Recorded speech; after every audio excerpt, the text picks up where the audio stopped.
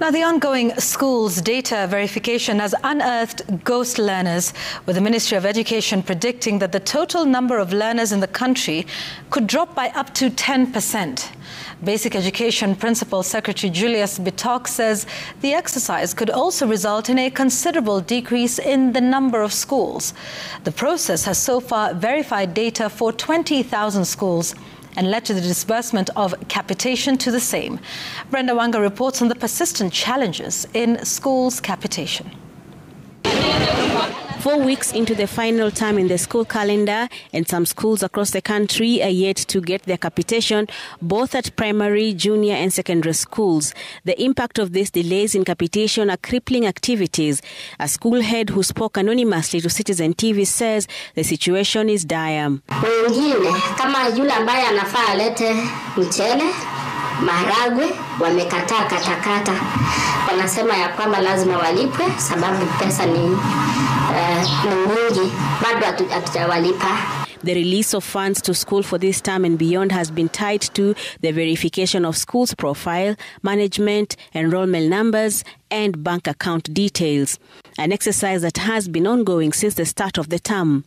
That exercise is now nearing its end, and the results are all but confirming concerns raised by the Auditor General on the existence of irregularities in primary and secondary school numbers and learners' enrollment. If we make some savings, because, as you know, we are currently going through a digitization process to make sure that we clean up.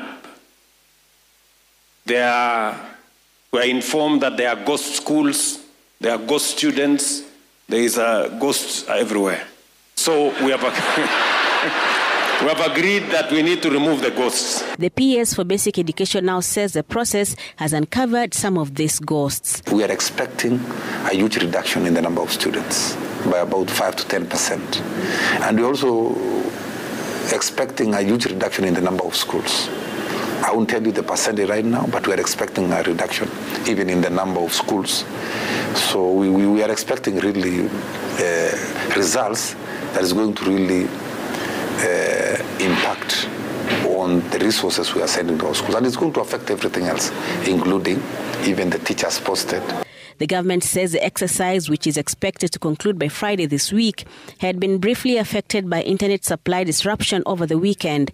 All the 32,000 primary, junior and secondary schools have submitted their data for verification. 20,000 of those have been cleared and their capitation released. The 23 billion that was being disbursed, we have been able to disburse more than 60%, which is more than 13 billion.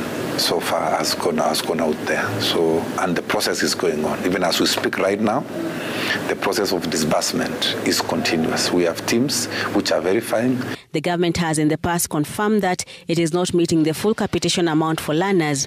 According to the recommendations by the Presidential Working Party on Education Reforms, learners in junior secondary are entitled to 15,000 shillings per year, while those in senior secondary ought to be getting 22,244 shillings per year.